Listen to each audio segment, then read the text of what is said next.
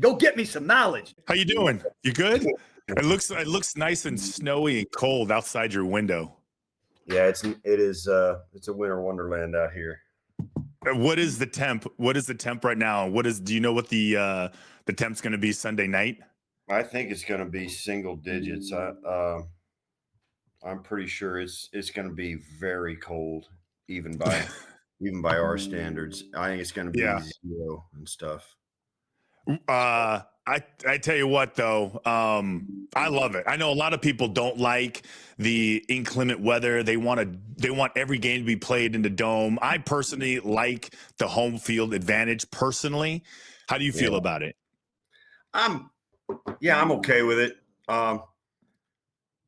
There's no question some of these teams, it hurts them. And a team built like Buffalo, they throw it around with a quarterback like Josh. It limits what they can do in the passing game. I think I've said this a lot, that I think the advantage you get from it goes away when the other team lives in cold weather too. It's not so much about that game. It's about that game individually, but guys from New England, guys from even Baltimore, they've been practicing in 0 to 30-degree weather. Certainly Minnesota and stuff like that, in these towns that live in it, even if they play in a dome, it doesn't shock them when they get on the field. They get on, they have a plan.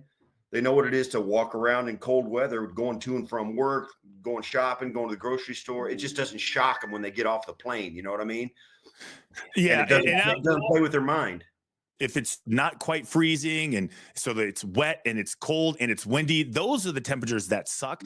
Just flat out cold to me is fine. The ball's actually a little bit easier to catch and maybe harder to kick. The kicking game seems to suffer in those types of games, but otherwise I'm fine with the straight out cold. Yes, the snow and the wind and the rain. It's the rain and the moisture that does it. Even the snow, at least it's frozen. You don't get wet, Yeah. The rain is the one that you'd hate, and the wind.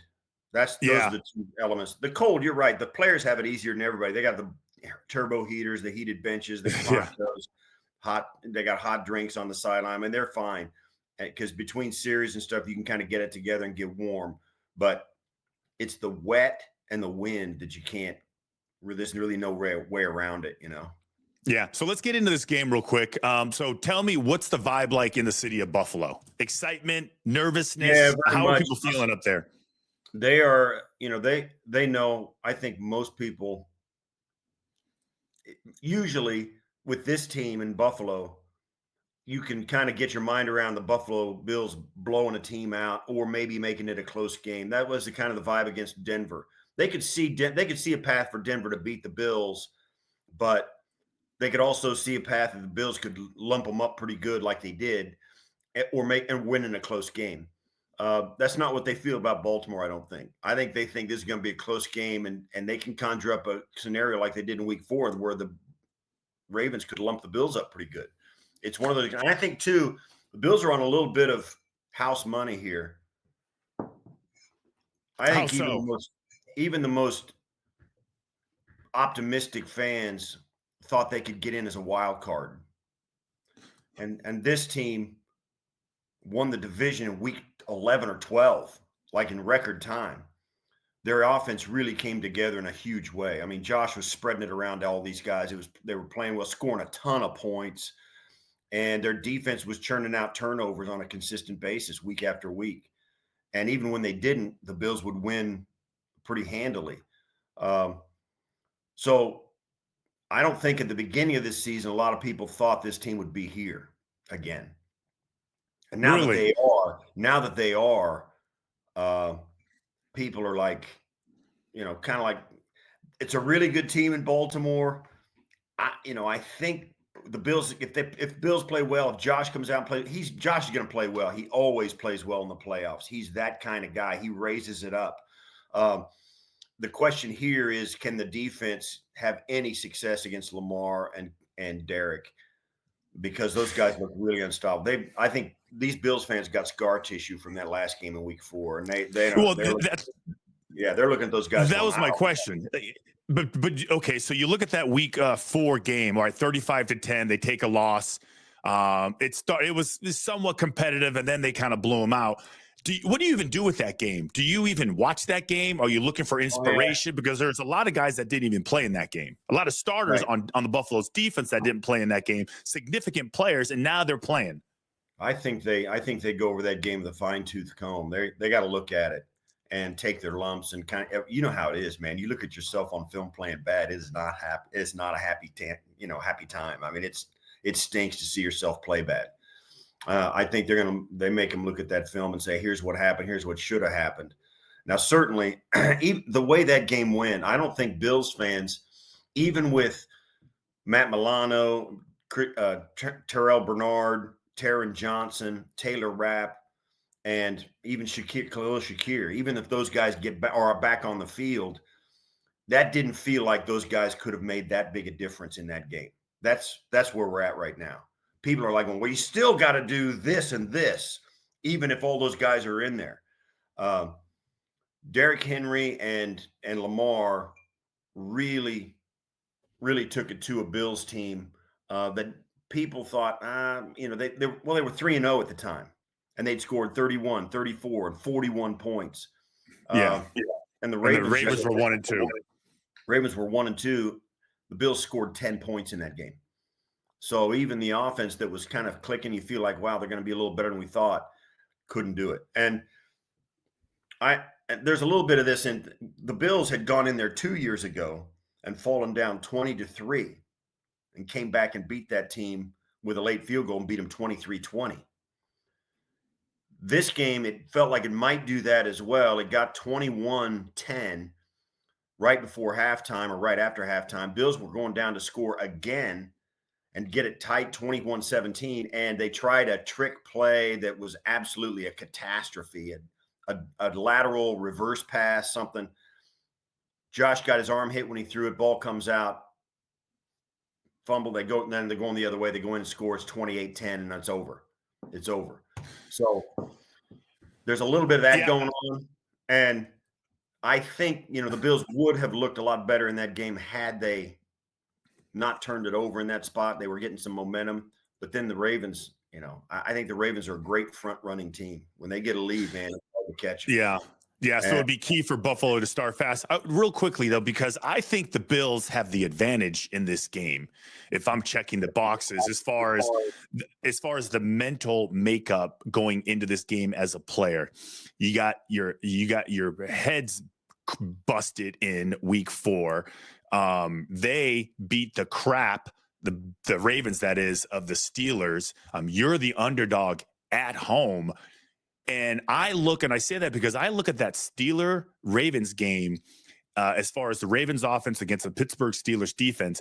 And that, to me, Steve, is a teaching tape more than week 4 would be, because the Steelers flat out turned it down in every capacity. It looked like that was a defense with a bunch of players that didn't want to get hurt, that didn't want to really commit to making a violent hit, and we're always out of position. The lanes were huge, the holes were huge, and then you allowed Derrick Henry and Lamar Jackson to get lots of space and then lots of speed. So, I mean, I don't know how you see it, but I look at and I looked at that game. I was like, oh, this is perfect, because Bobby Babich, the defensive coordinator for the Buffalo Bills, can look at that Steelers game and go, guys, we're better than this. These guys are turning it down. That's why they got their ass kicked.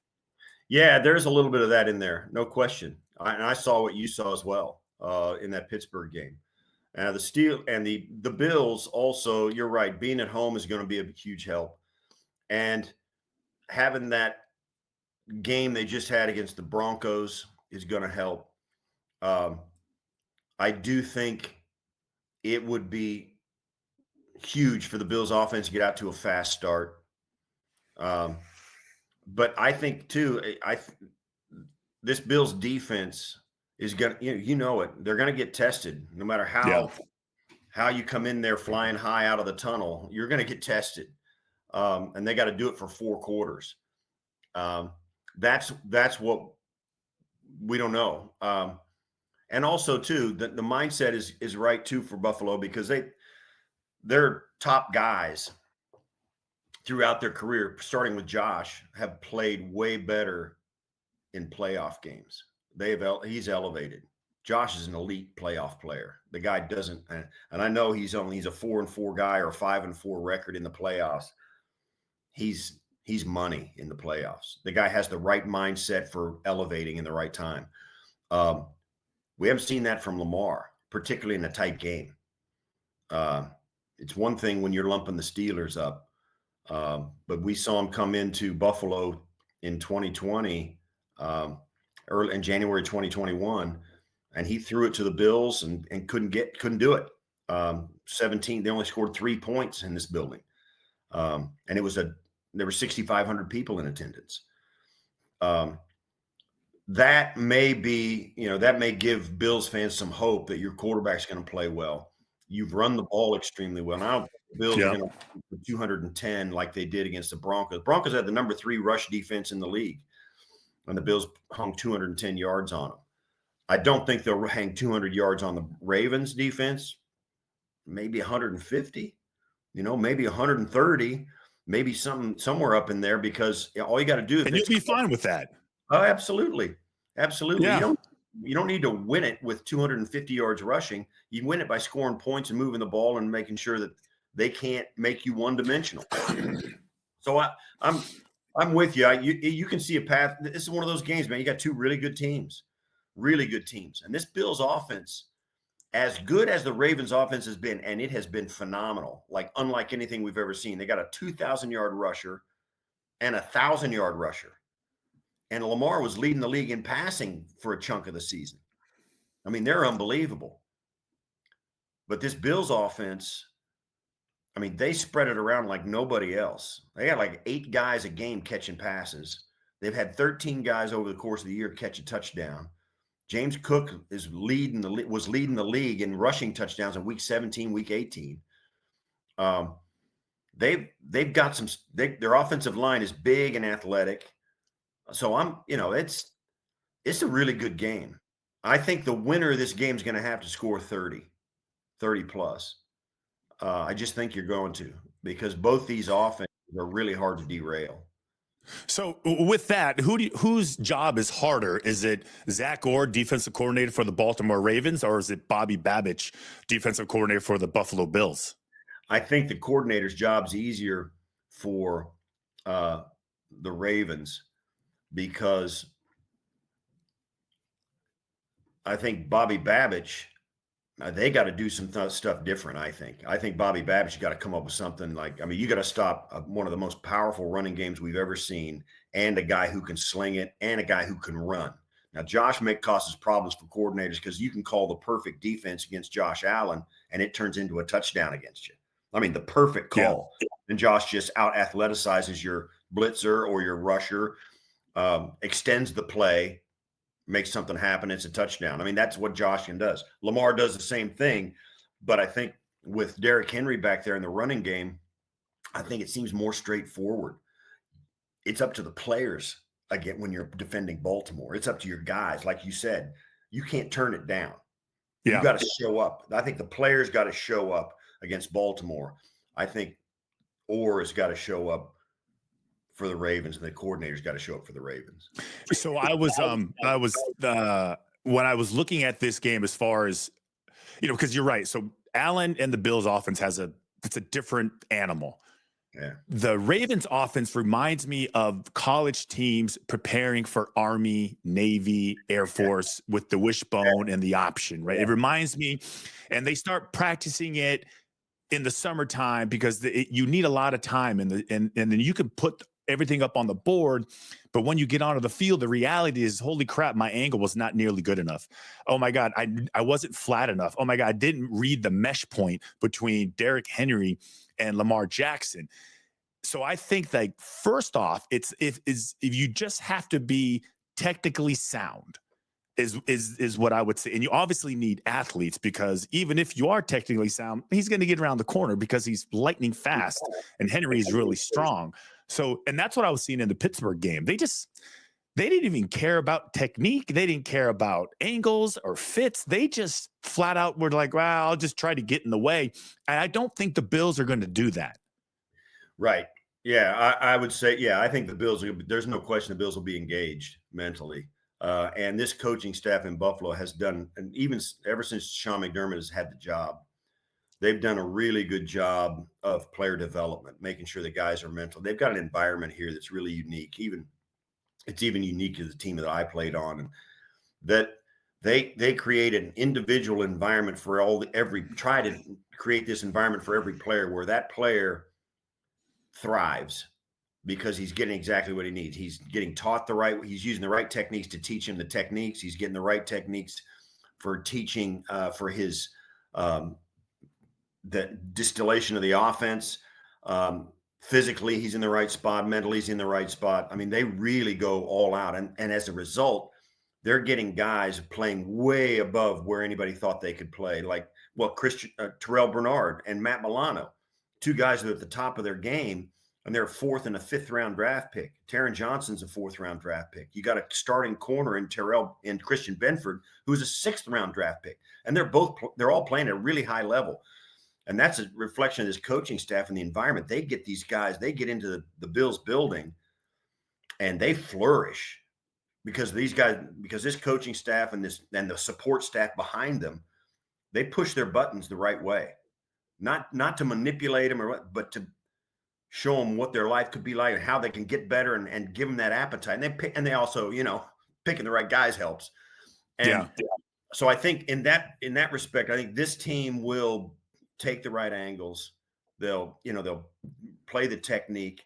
And I like I said, you're right. They got to, when push comes to shove, they're going to have to be in it. They're going to have to welcome the contact, welcome the physicality for quarters. They're going to have to turn it up. I think the Bills, I said this earlier in the week, particularly the last 2 months when the Bills have won the division and Kansas City's out there at 15-1 or 14-1, and the 1 seed seems far away. I think this team went into a little bit of like the Kansas City Chiefs seem to do a lot. They're just playing with their food, waiting for the playoffs to start. Yeah. Mm-hmm. I mean, they're going a meaningful game because they didn't have a meaningful game for a while. That's right. And so I'll say this too. I think, Christian, that really showed up in the Denver game. The big guys on the defensive side of the ball, the big guys on the offensive side of the ball said, finally, I'm not beating my brains in over something that don't mean anything. Mm-hmm. The big guys on the team turned it up a notch. Now, if they continue to do that, they'll show up and they'll be all right. So let's do big picture because it's your typical playoff quarterback legacy situation that we're in. No different than what Peyton Manning was in all those years. Right. Best regular season quarterback before he ever won one. I'm going to read you this stat and you tell me which player needs this game more. Lamar Jackson and Josh Allen had the 2 best regular season records in the Super Bowl era among starting quarterbacks with 0 Super Bowl starts. So who needs this game more, Lamar Jackson or Josh Allen? I think I don't know. See, here's the thing. Lamar's got 2 MVPs, maybe a third, right? But he has flamed out in the playoffs. But he's got MVPs, multiple. Josh doesn't have any MVPs. He's ready for that next step. So you've won 2 MVPs. The next likely step that everybody is expecting and waiting for is for you to win a Super Bowl. Yeah, I'll say this though. If you're looking at it like that, the further you get away from the playoff flameouts, whatever you want to call the playoff failures, the more they're looking at Lamar and saying it must not have been Lamar, it must have been that team around him. Lamar is awesome. Christian, Josh, we got Pat, we got Lamar, and we got Joe Burrow. Those 4, they're all timers. All 4 of them, they're all timers. And so you've got these 4 guys on this Hall of Fame trajectory, and you're talking about their legacy. Unless MVPs, I think, for players are a big deal. And I think that puts Lamar into a different place now that he's multiple MVP winner.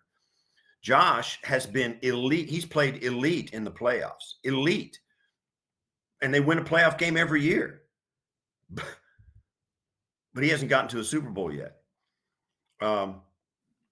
You can make a case. Well, don't you think that matters? See, my thing is like, unfortunately, the narratives matter, the cliches matter because that's what our sports media broadcasting former player empire right. has determined. It's like, it's the whole thing with Joe Montana and Tom Brady. Joe Montana's the best, blah, blah. Until Brady won his 6th Super Bowl is when people finally relented and said, fine, here it is. So, Yeah. and it's funny when you look at, I think it was like Pro Football Reference and all. If I look at your stats, I look at my stats. There's no win-loss record for us. If you go to a quarterback, there's the win-loss record, even though they don't play defense and even though they're not on any special teams, they never whiffed a kick, yet they get the burden of the wins and the losses. So I just feel like that is just the nature of the beast.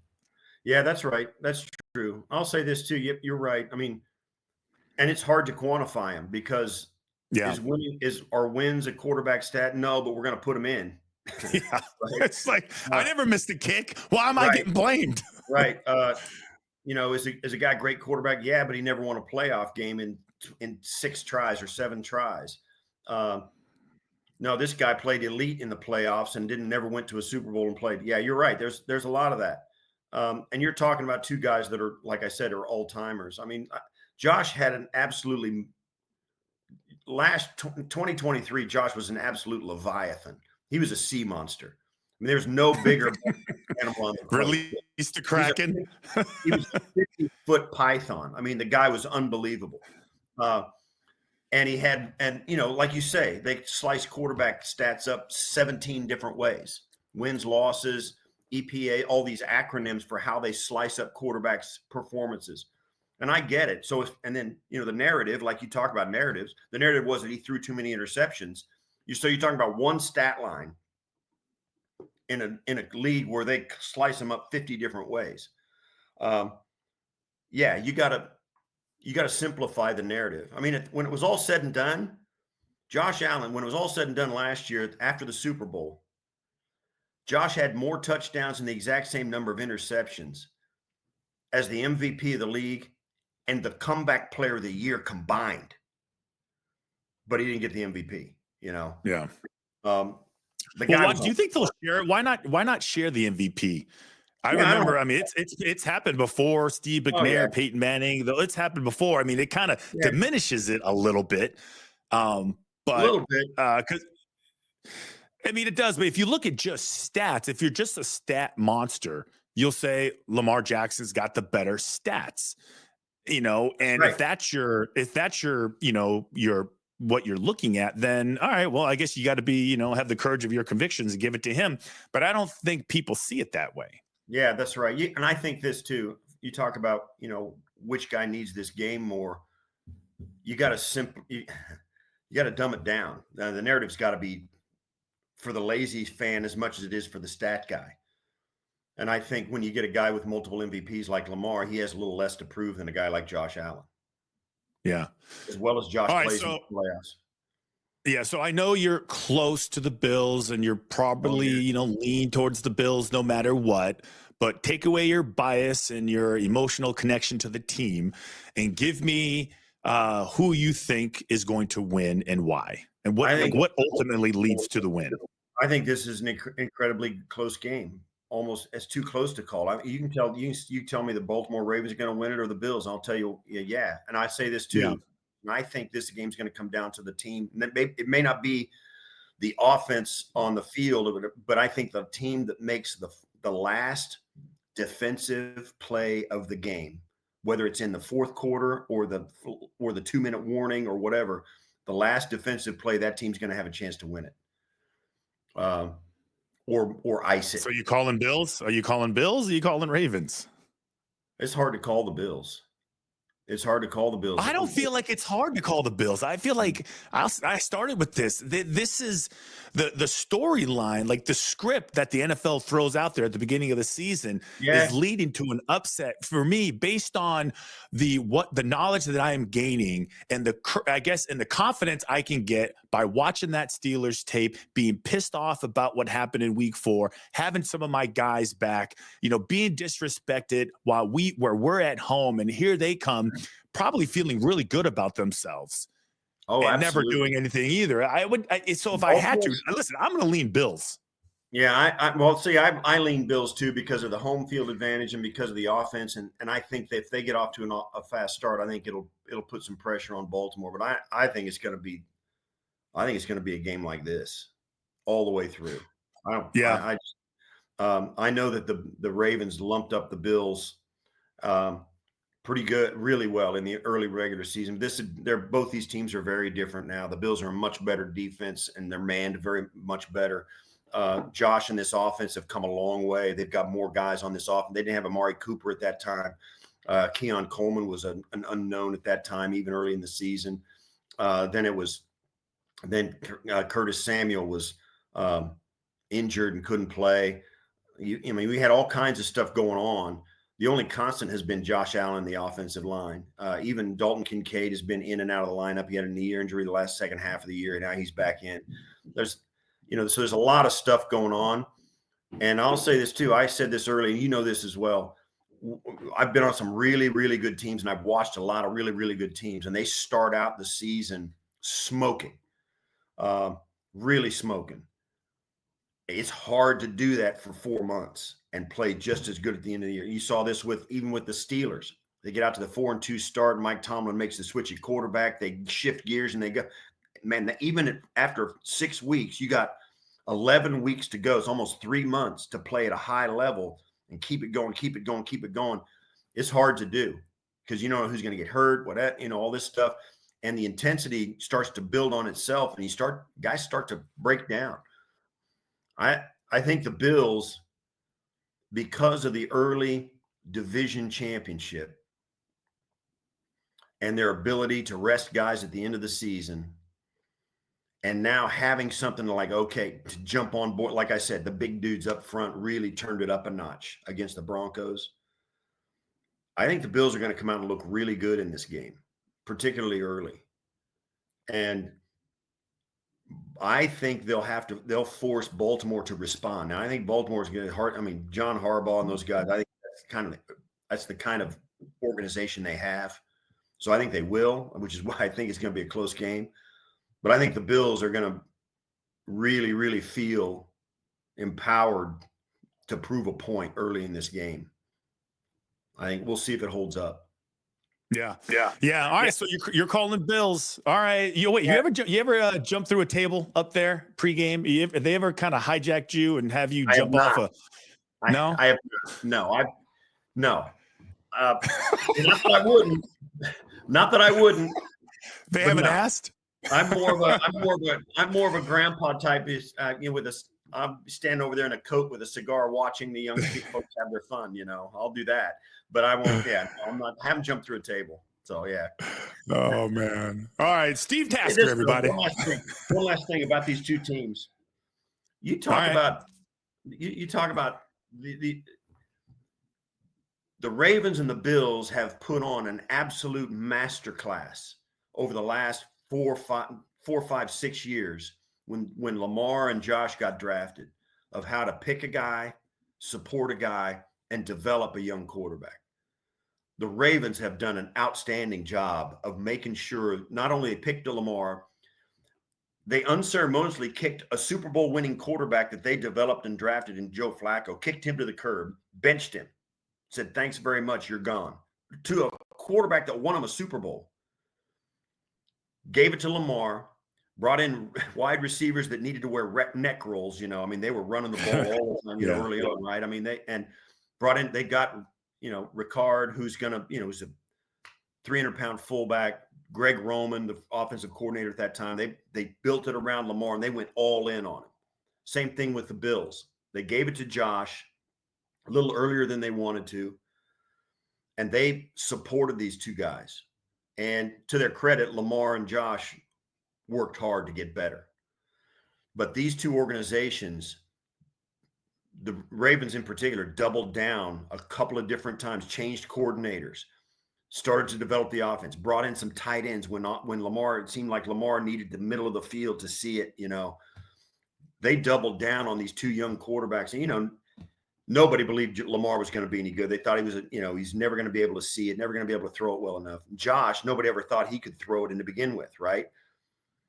They were really polarizing quarterbacks. And these two teams showed you how to make it work. Not only make it work, but they got a couple of all-timers in this game. And you got to, so this, we talk about quarterback stats and win losses, and this is not it's not a quarterback stat kind of thing. These organizations you can tip your hat to them because they have shown the Jets and all these, the Bears, the Bears, the Washington, all these teams, how to do it. And it's worked out for them. Both these quarterbacks deserve a lot of credit, and so do the organizations. Yeah, it wouldn't be a show without taking a shot at the Jets as we walk out the door.